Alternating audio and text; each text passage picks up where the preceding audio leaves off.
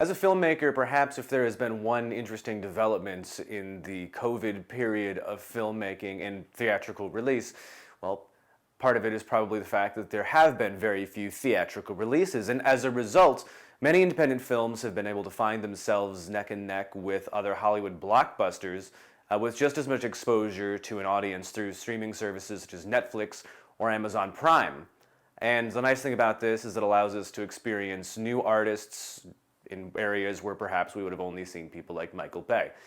And digging down that rabbit hole is exactly what we're about to do today. I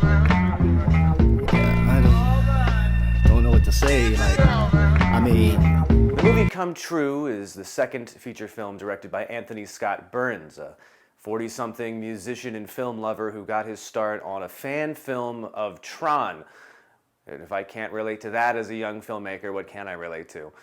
He's somebody who does the Robert Rodriguez effect, right? He does his editing, he does his cinematography, he writes and he directs, and you love to see that. The movie Come True I sort of stumbled across on Amazon Prime among its new releases, and it is a low-budget Canadian horror, sci-fi, thriller sort of hodgepodge that is co-produced by IFC Midnight. While the movie may be in some ways difficult to digest, it's not that terribly hard to describe in the abstract.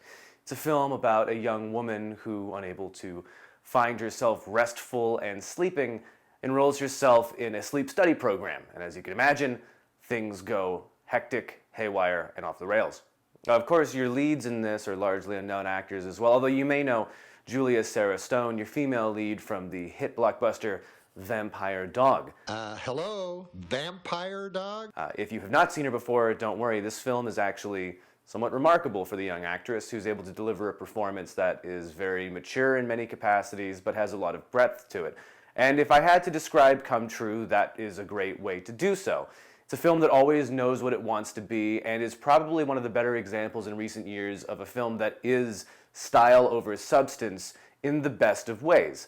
It's a film that consistently uses color and lighting to its advantage. It's a film that has many technological oddities, like featuring somewhat antiquated software like CRT televisions, but also controlling lighting in a way that reminds me of, if David Cronenberg had been asked to recreate Drive, right? Or, for instance, it reminds me more in some ways of a Perfect Blue or an anime than it does other horror sci-fi thrillers in a similar niche. And a lot of that can be commended to the director, who has a very controlled approach to telling this story. Throughout the course of the film, you are following this protagonist as they are struggling to get to sleep and experiencing these recurring visions, going into dark tunnels or through dark doors or into dark voids and experiencing this incredibly eerie shadow with glowing eyes. And as the sleep study begins, we begin to sort of realize that there are other people like her who are experiencing almost identical nightmares. And that's sort of where I want to end my summary of the plot. But suffice to say, it's a film that has already, in my brief summary, touched on some familiar areas, right? Whether it's studying people's dreams, and in this case, the scientists being able to see into people's dreams, we're getting into sort of an Inception territory. When we're dealing with sort of a boogeyman spanning across multiple people's experience, perhaps we're going into a Nightmare on Elm Street. But where Come True, I think, is a very engaging and interesting film is that it's not very exposit heavy, it's not very action heavy, it is very suspense and thriller heavy. And for me, when I first watched it, I would say I watched it in the perfect environment, right? It was very, very late, there were no lights on in the house, and I knew almost nothing about the film. And again, this review is sort of to tell you whether it's worth watching or not, and that's why I keep it somewhat abstract. So if you're able to watch that film in that sort of a circumstance, I think the film conveys a lot of tension, a lot of dread, a lot of ambiguity, and there are pros and cons to the ambiguity the film strives to employ. What do I mean by that? Well, the writing, like I said, is not exposition heavy. In many ways, one of the pros of this is sort of that Christopher Nolan Tenet or Inception is a better example, or even The Prestige is a good example of the box. In Inception or The Prestige, you have technology or hardware that we can understand what it does. It lets you go into someone's dreams. It lets you duplicate someone. but it doesn't delve so far into how those machines work to sort of ruin the magic. The more you explain it, the less you get out of it. Does that make sense?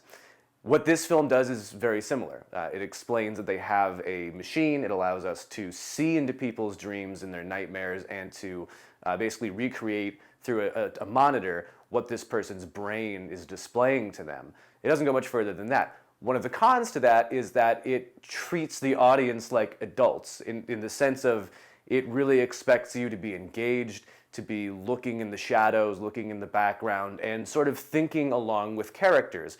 And it's a style of filmmaking that I think is very commendable. It's what I think is a good example of show versus tell that can be very effective. One of the downsides in this film is I think sometimes the characters are thinking things that maybe the writer thought would be intuitive for the audience.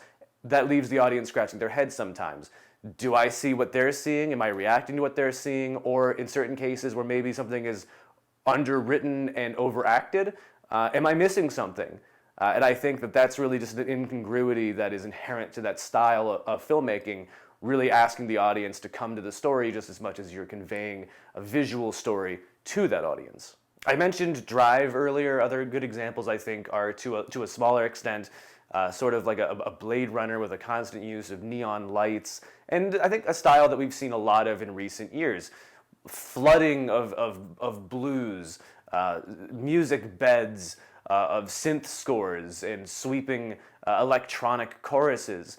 But also, like I said, sort of a Cronenberg idea of the intersection between humanity and technology and the occasional existential dread that that creates.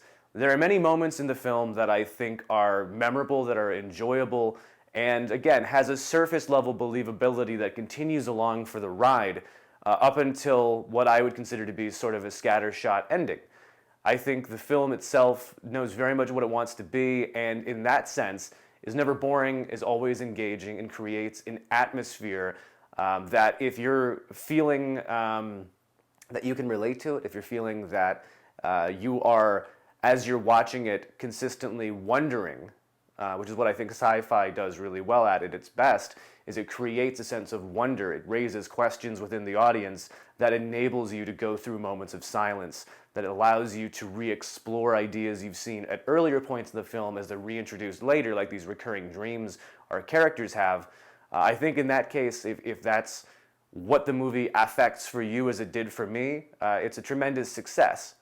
That said, I think, again, the film has, being style over substance, the downside of touching on many things that have been done to an extent in other films. I think some of the ideas in the film have been displayed better in other places, but the collage of these things in this well-paced, well-timed, well-acted, but mostly well-produced from a technical standpoint, from a directorial standpoint, from a cinematography standpoint, from lighting that creates mood, music that informs emotion, these ideas really are a backdrop to this mostly visual existential ride. This is one of the rare instances where it really did feel like a filmmaker taking a very powerful idea at their core and having the freedom to create it without the bloated budget or the bloated machinations of a larger production company to overstate it or overstay their welcome.